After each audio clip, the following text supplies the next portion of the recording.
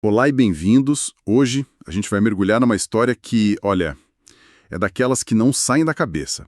Recebemos um material incrível de um ouvinte. Tem recortes de jornais antigos, dos anos 20, trechos de livros, até uns laudos médicos que são bem pesados de ler. E a nossa missão aqui é juntar essas peças para entender a história das chamadas garotas do rádio. É uma história que começa de um jeito quase mágico, sabe? Início do século XX, Marie Curie tinha acabado de descobrir o rádio, um elemento que brilhava sozinho no escuro, parecia mágica pura. E não era só uma impressão, né? As pessoas realmente acreditaram que era um elemento milagroso. Totalmente. O rádio virou uma febre, uma panaceia. A lógica da época era torta, mas até que fazia um certo sentido para eles. Radiação é energia, certo? Então eles pensavam, um pouquinho de energia talvez revitalize o corpo. Uma dose de veneno que funciona como remédio. Exato, a teoria da hormese. Só que eles erraram feio na mão. E o resultado foi que começaram a botar rádio em tudo. Os anúncios que a gente tem aqui são inacreditáveis. Eu vi um que prometia sol engarrafado. Tinha tônico, chocolate, água, cosmético e o mais bizarro de tudo, pasta de dente com rádio.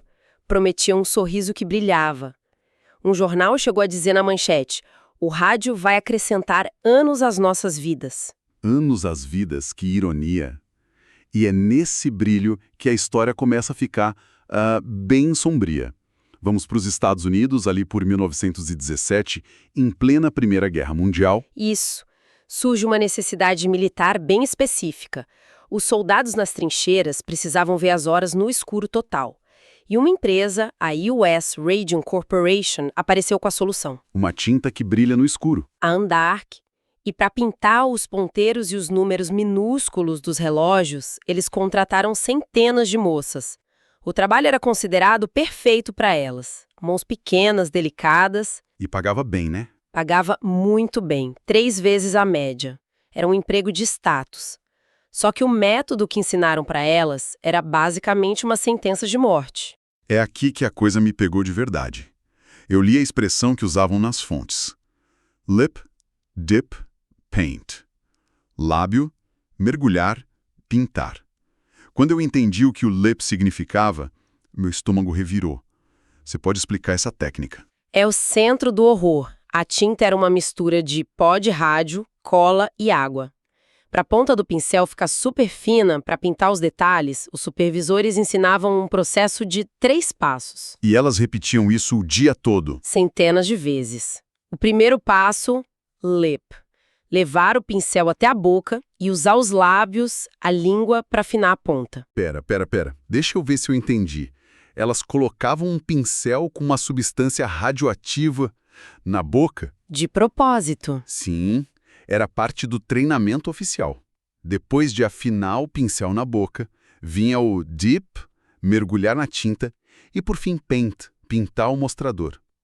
Lábio, mergulha, pintar, de novo e de novo. E elas não desconfiavam? Ninguém perguntou se era seguro? Algumas perguntaram, sim. E os depoimentos contam que a resposta da gerência era sempre a mesma. Claro que é seguro. Faz até bem, deixa as bochechas coradas. Meu Deus! E o mais louco é que no começo elas achavam o brilho o máximo. A poeira radioativa ficava nelas, no cabelo, na roupa. Elas saíam da fábrica brilhando, literalmente. Ganharam o apelido de Ghost Girls, as garotas fantasmas. E elas gostavam do apelido. Elas abraçaram a ideia. Os relatos são de cortar o coração. Elas usavam a tinta para se enfeitar de propósito, pintavam as unhas, passavam nos dentes para dar um sorriso brilhante no cinema.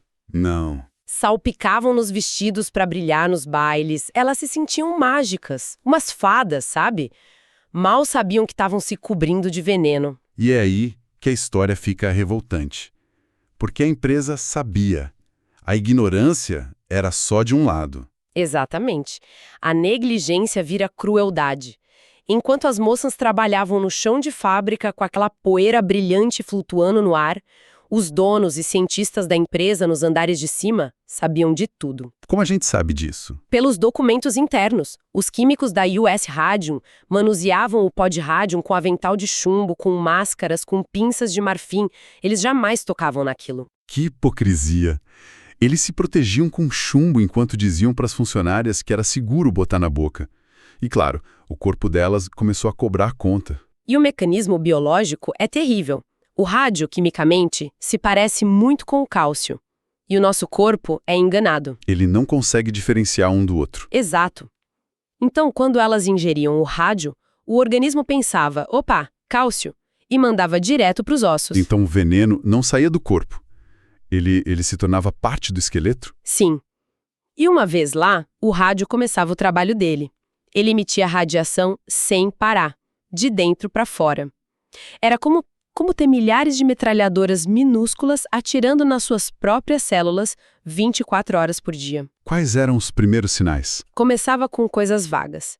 Anemia, cansaço, dor nas juntas, mas logo o ataque se concentrava num lugar, na boca, com dores de dente que nunca passavam. Mas só uma dor de dente. Parece algo tão comum. É assim que começava. Mas o que vinha depois era algo que os médicos nunca tinham visto. A condição ganhou um nome nos laudos, Radium jaw, a mandíbula de rádio. Mandíbula de rádio. Os dentes delas começavam a cair. Simplesmente se soltavam, sem sangrar, como se a raiz tivesse apodrecido. E depois o próprio osso da mandíbula começava a necrosar. O que isso significa na prática? O que acontecia? O osso morria. Ficava poroso, quebradiço, cheio de tumores que deformavam o rosto. Tem um relato de um dentista que é chocante. Ele conta que foi tirar um dente mole e um pedaço inteiro da mandíbula da paciente veio junto. Não. O osso se desintegrava na mão dele. O hálito delas, dizem as fontes, tinha um cheiro horrível e no escuro as gengivas brilhavam, um brilho pálido, esverdeado. Meu Deus do céu. Isso é monstruoso, uma cena de filme de terror. Eu não consigo nem imaginar a dor, a desfiguração, apodrecer em vida. E não parava na mandíbula, atacava o corpo todo. As colunas se desfaziam, as pernas quebravam sozinhas. A radiação era tão intensa que os ossos dela se tornaram fontes de luz. Como assim? Literalmente, o esqueleto delas era capaz de impressionar chapas de filme fotográfico. Um médico fez o teste. Colocou uma chapa sobre o corpo de uma das vítimas. Horas depois, a imagem que apareceu na chapa era o autorretrato do esqueleto dela, feito pela própria radiação dos ossos. Poético e absolutamente aterrorizante. O brilho que elas achavam lindo era a assinatura da morte. E é um legado que dura, até hoje. Mais de 100 anos depois, os túmulos das garotas do rádio ainda são radioativos. Se você for a um dos cemitérios com um contador Geiger, o aparelho dispara. O veneno ainda está lá, ativo. É difícil processar tudo isso, mas aí eu penso na empresa. Eles viram o que estava acontecendo. E a reação deles talvez seja a parte mais nojenta da história. A reação da US Radium foi uma campanha de negação total. Contrataram especialistas para provar que não fazia mal, publicaram artigos e, principalmente, atacaram a reputação das vítimas. Mas como? Os sintomas eram tão específicos, não dava para negar. Ah, mas eles deram um jeito. A tática foi a mais cruel possível. Eles pagaram médicos e dentistas para dar outro diagnóstico para a causa das mortes. Que era? Sífilis. Sífilis, uma doença sexualmente transmissível.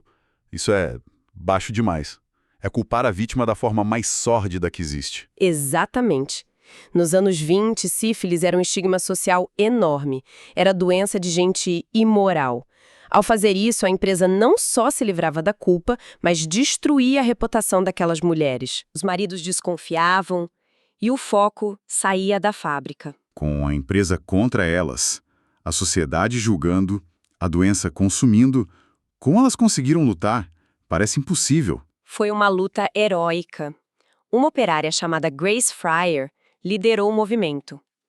Quando os médicos da empresa disseram que ela tinha sífilis, ela não aceitou. Ela sabia que era mentira e começou a procurar outras mulheres com os mesmos sintomas. Mas foi difícil levar para a justiça, imagino.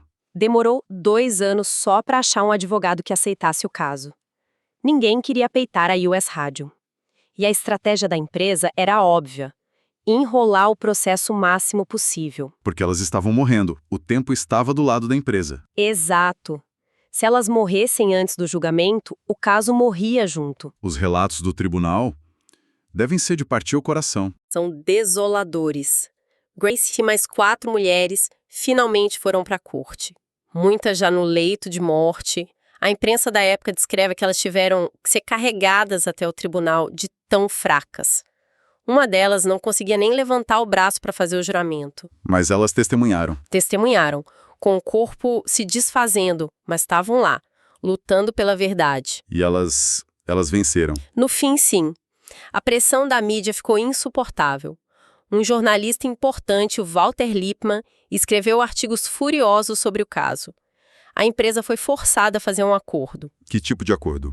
Pagaram uma indenização para cada uma pensão vitalícia e cobriram todos os custos médicos e legais. Mas, tragicamente, a maioria delas morreu pouco tempo depois. Uma vitória amarga, então. Financeiramente, sim, mas o legado delas foi muito, muito maior. O caso estabeleceu um princípio que hoje parece óbvio, mas que custou a vida delas para ser firmado. Que é? O de que o lucro de uma empresa não pode valer mais que a vida de um funcionário. O caso delas mudou tudo.